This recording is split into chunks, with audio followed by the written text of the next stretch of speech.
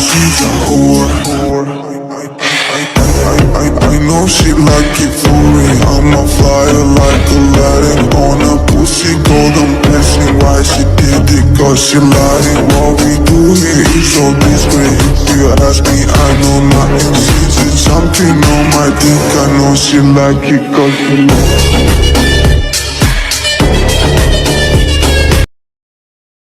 Yo, who the fuck said birds are unreal?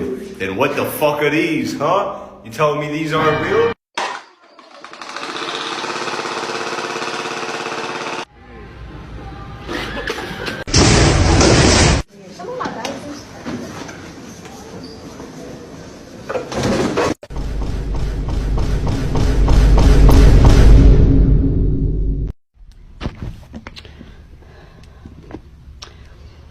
Smells really good. Hey Shane, can I get a bite?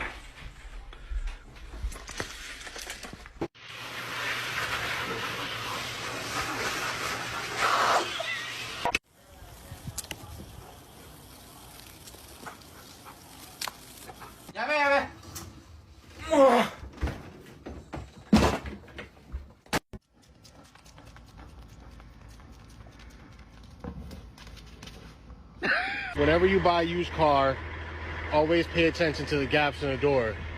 This is how you could tell if it's been in an accident or not.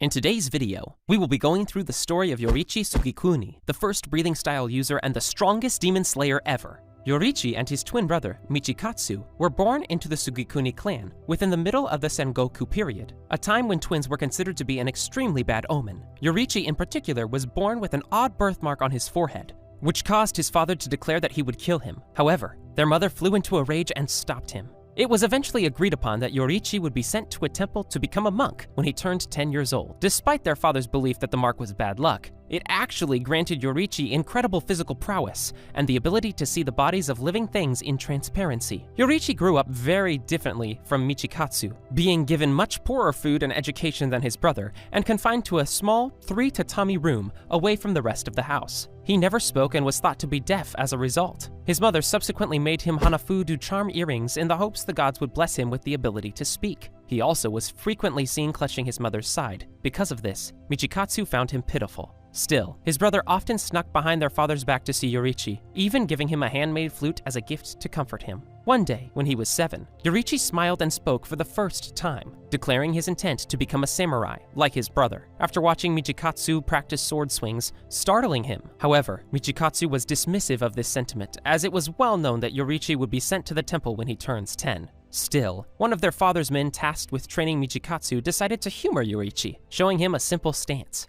Unexpectedly, the young boy flew into action after assuming the stance, landing 4 blows against the man and shocking his brother, who, despite his training, had never landed one. However, Yoriichi couldn't stand the feeling of hitting someone and renounced his goal to become a samurai. Michikatsu often asked him about how he managed to hit the man, and he described what was likely an early form of a breathing style. Rather than talk about the sword and training, he happily told Michikatsu he would rather fly kites with him instead. When their mother passed away from her illness, Yoriichi went to Michikatsu's room at night to tell his brother the news and bid him farewell, planning to leave for the temple that night. He expressed gratitude towards his brother, stating that he would always keep him in mind, and fondly tucked away the flute Michikatsu had made for him earlier. It was later revealed to Michikatsu through their mother's diary that Yoriichi had known everything about their mother's illness, how it weakened her left side, and Yoriichi's frequent attempts to support her and help her move around. It was also revealed that Yoriichi knew his father would make him his heir and send Michikatsu to the temple due to his newfound sword skills. Because of this, Yoriichi ran away from the house before this could happen. Despite this kind act, Michikatsu developed an intense hatred and envy of Yoriichi for continuing to surpass him in everything and continually showing gratitude to gain seemingly nothing. After running straight for 1 day and 1 night without any sign of exhaustion into the mountains, Yoriichi met a girl around the same age named Uta, whose entire family had died. Yoriichi chose to live with her, and after 10 years, Uta and Yoriichi had married, the former becoming pregnant later. Just before the expected arrival, Yoriichi left home to summon a midwife, promising his wife to be back before the sunset. On his way, Yoriichi had helped an old man and lost so much time that he decided to return home and summon a midwife the next day. By then, the sun had already set. When he finally arrived home, he found that Uta and the unborn child were killed by a demon. The tragedy shocked Yoriichi so much that he held her corpse in his arms for 10 days straight and only buried them after a pursuing demon slayer encouraged him to do so. This led Yoriichi to pick up his blade again and train as a demon slayer.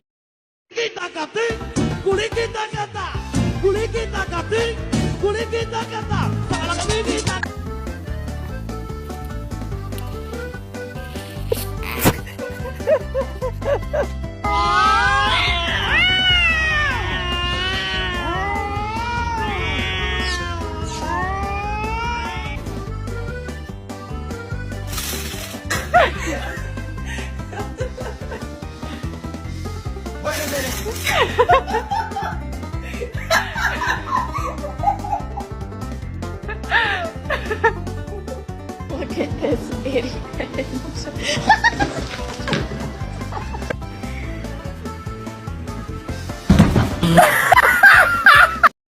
Aided by his demon slayer mark and innate talent for swordsmanship, Yoriichi proved to be an incredibly powerful demon slayer. He reunites with Michikatsu after the latter's samurai encampment was slaughtered by a demon, and he was left the sole survivor. Yoriichi killed the creature effortlessly and apologized for the deaths of his brother's comrades. Aided by his breathing technique, later named sun breathing, and wanting to help others, Yoriichi tried to teach it to the other demon slayers. However, no one could match his form exactly. Undaunted, he modified the breathing techniques to suit their strengths, allowing them to gain a similar increase in power and abilities to help them hunt demons. The variations he created formed the first water, wind, flame, stone, and thunder breathing techniques, and the best of these demon slayers became known as the Hashira. Michikatsu himself tried and failed to learn sun breathing, instead creating his own style he named moon breathing. Soon, Yoriichi encounters Muzan Kibutsuji, the progenitor demon and mortal enemy of the demon slayers, accompanied by Tamayo. Upon meeting him, Yoriichi felt his rampant malicious intent, likening it to boiling magma from a volcano ready to consume everything. It was then he reasoned he was born with the skills and talent to defeat Muzan once and for all. Muzan stated that he had lost interest in swordsmen who employ breathing techniques and performed long sweeps of his arms to outright kill Yoriichi. He dodged them, but instantly realized any of those attacks would be fatal and felt fear for the first time. Seeing into the transparent world, Yoriichi discerned Muzan had 7 hearts and 5 brains that changed position within his body. Seeing his chance, he combined all his forms into a single attack, cutting through them all and overpowering Muzan completely. Muzan was left in disbelief at his inability to regenerate, while struggling to keep his head attached. Yoriichi asked him what he felt was the value of life, but didn't receive an answer. Instead, he turned to Tamayo, but was surprised to see her looking at her master's dismembered body with a hopeful gleam in her eyes. Moving to kill him once and for all, Yoriichi instead heard the sound of teeth cracking as Muzan's body burst into hundreds of small pieces. Caught off guard, he was only able to destroy 1,500 of the 1,800 pieces, leaving the rest to escape from Muzan to regenerate again. In spite of Yoriichi's failure to kill him, Muzan never forgot the encounter and remained fearful of Yoriichi for the rest of his life. Tamayo was on the verge of tears as she realized Muzan learned how to avoid death by decapitation, cursing the survival of the man that ruined her life. Upon realizing the Kibutsuji curse failed due to Muzan being weakened so much, Tamayo was surprised. Yoriichi approaches her and she told him everything he needed to know about Muzan, and it was unlikely he would ever meet him again. As thanks for her aid, he let her go free. Soon after this, several demon slayers came to report to Yoriichi that his brother had betrayed the organization and become a demon. Yoriichi took responsibility for Michikatsu's betrayal, his inability to kill Muzan, and letting Tamayo escape. The other demon slayers demanded he kill himself as penance, but the newly appointed Oyakata prevented him from doing so, allowing him to leave in banishment. After his banishment, Yoriichi decided he had much on his mind and wanted someone to talk to. He could only picture his friends Sumiyoshi and Suyako, and decided to visit them. He meets Sumiyoshi, sat down with him, and told him his entire story, from the beginning to his banishment from the demon slayers. Reminded of his tragedies and speaking of his regret at letting Muzan live and the countless deaths that would follow, Yoriichi grew despondent. Sumire arrives at that moment to ask for a hug. At Sumiyoshi's request, he lifts her up, making her laugh and squeal with joy, causing him to break down in tears and embrace her. Suyaku arrives shortly after to comfort him and treat Yoriichi to a meal and cheer him up. While with the Kamados, Yoriichi would be asked to perform the sun breathing's forms. He kindly did so, performing all the moves with such grace, he was likened more like a spirit than a human. Sumiyoshi would watch this demonstration intently and keep them in his memories. On his last night, despite being told he was welcome at any time, Yoriichi gave Sumiyoshi his own Hanafuda earrings. Sumiyoshi and Suyako realized that this was going to be the last time he will ever see them. Overcome with emotion, Sumiyoshi called out to Yoriichi as he walked away, calling him to stop. He reminded that he saved them, and he voiced his promise to preserve the Sun-breathing's forms through his descendants. Hearing this, Yoriichi turns and smiles brightly, thanking the Kamados and waving them farewell. Despite the apparently limited lifespan of 25 years suffered by those who bore the Demon Slayer mark, Yoriichi lived till his 80s, but eventually went blind as he continued slaying demons.